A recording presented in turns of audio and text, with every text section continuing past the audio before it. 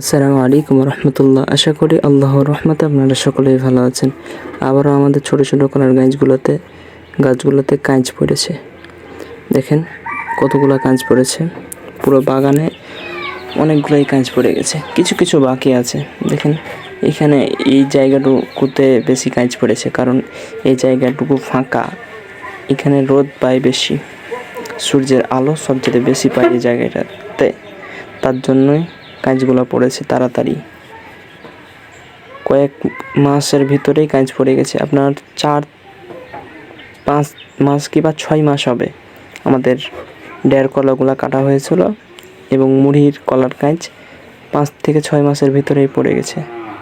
এই জায়গাটুকুতে সম্পূর্ণটাতেই কাঁচ পড়ে গেছে।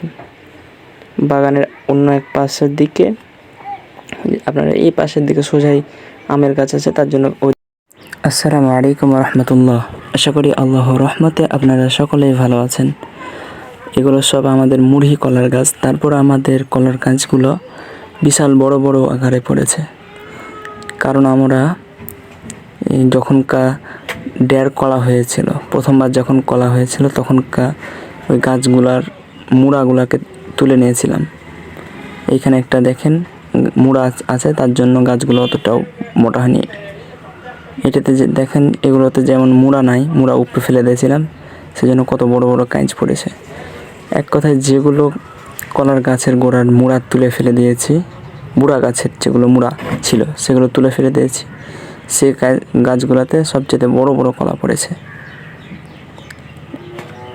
এভাবে কলা ফলনও বেশি হচ্ছে। আসসালামু আলাইকুম রহমতুল্লাহি ওয়া বারাকাতুহু।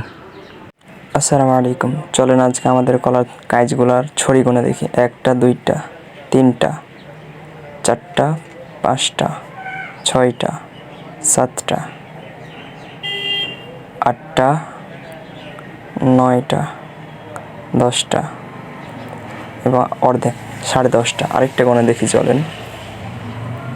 1টা 2টা 3টা 4টা 5টা 6টা 7টা 8টা 9টা 10টা, এটাও 10.5টা। আপনার প্রতিটা আমাদের কলার কাঁচগুলোতেই অনেক বড় বড় কাঁচ হয়েছে, অনেকগুলো ছড়িয়ে আছে, 10টার উপরেই ছড়িয়ে থাকছে।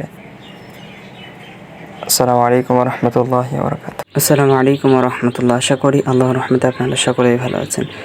এখন বাঁশগুলো ভ্যানে ভর্তি করে নিয়ে আমাদের কলারের বাগানের দিকে চলে যাচ্ছি। আসসালামু আলাইকুম রহমতুল্লাহ।